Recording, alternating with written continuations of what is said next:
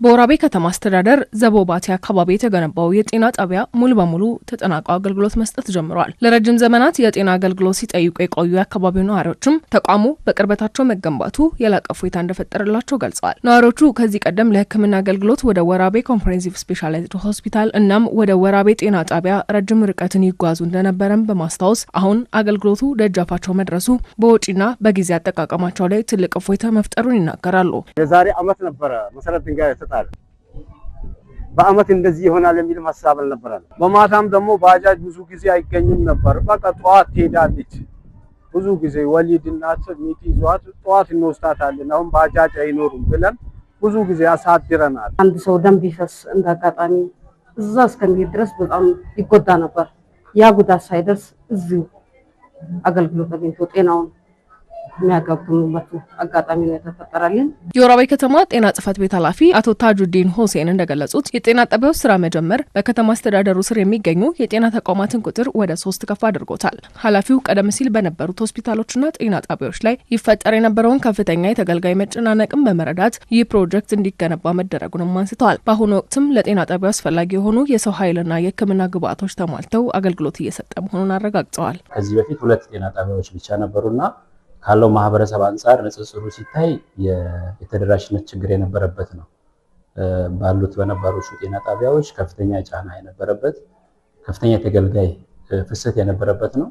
እሱን ያው ለመቅረፍ እኛ አቅደን ተጨማሪ ጤና ጣቢያዎች ያስፈልጋሉ፣ ጤና ኬላዎች ያስፈልጋሉ በሚል አቅደን የሰራንበት ነው። ከታች ማህበረሰቡ ላይ የጤና ኬላዎች ተደራሽነትን እያሰፋን ያለንበት ሁኔታ አለ።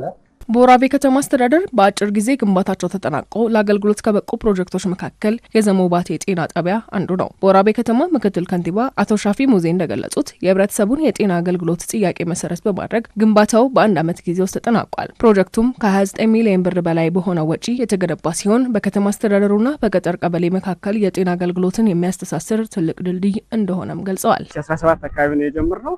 ይህን በ1 ዓመት እንትን ውስጥ አጠናቀለ መውጣት የፈጀ ነው። የግንባታ ወጪውን በተመለከተ እስካሁን ባለው ወደ 29 ሚሊዮን ብር ወጪ አድርገናል። ይሄ ጤና ጣቢያ እንግዲህ ወደ 30 ሺህ ለሚሆኑ የአካባቢው ነዋሪዎች ያው አገልግሎቱን ይሰጣል በሚል ነው ግንባታውን ያከናውን የጨረሰውና ተደራሽነቱም ጭምር በከፍተኛ ሁኔታ ይጨምራል የሚል የማዕከላዊ ኢትዮጵያ ጤና ቢሮ ኃላፊ አቶ ሳሙኤል ዳርጌ በበኩላቸው የክልሉ መንግስት የጤና ኬላዎችን በማዘመንና ተደራሽነታቸውን በማስፋት ላይ በስፋት እየሰራ እንደሚገኝ አስረድተዋል። የዘሞባቴ የጤና ጣቢያ ስራ መጀመርም ለሌሎች ከተማ አስተዳደሮች እንደ ጥሩ ተሞክሮ የሚወሰድ ነው። ኃላፊው ተቋሙን በባለቤትነት መጠበቅና አገልግሎትን ማሳደግ ላይ የሁሉም ባለድርሻ አካላት ትብብር፣ የክትትል ድጋፍም እንደሚጠይቅ ጠቁመዋል። መሰል ጤና ኬላዎችንና ጤና ጣቢያዎችን የማስፋፋት ሂደቱም እንደሚቀጥል አንስተዋል። ጤና ኬላዎች ድሮ ከነበሩበት አንድ ደረጃ ከፍ ማለት አለባቸው፣ 2 ደረጃ ከፍ ማለት አለባቸው ተብሎ ተሰርቷል።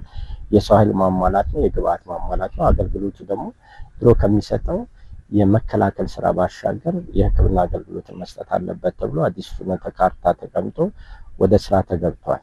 ከዚህ መነሻ የክልል ድርሻ ህዝቡን አስተባብሮ መስራት ያለብንን ፖሊሲን ወደ መሬት ለማውረድ አንደኛው የሕክምና ቁሳቁስ ማሟላት በጤና ሚኒስቴር በክልል መንግስት መሄድ እንዳለ ሆኖ ጤና ኬላዎች ግንባታ ላይ ህብረተሰቡ መውሰድ አለበት። ክልል ደግሞ ዞን፣ ወረዳ በተቻለ አቅም ለዛ ኮንትሪቢዩት ማድረግ ያለበትን ነገር ላይ ኮንትሪቢዩት ማድረግ አለበት የሚል ነገር ላይ ታሳቢ አድርገን ስንሰራ ነበር ማለት ነው።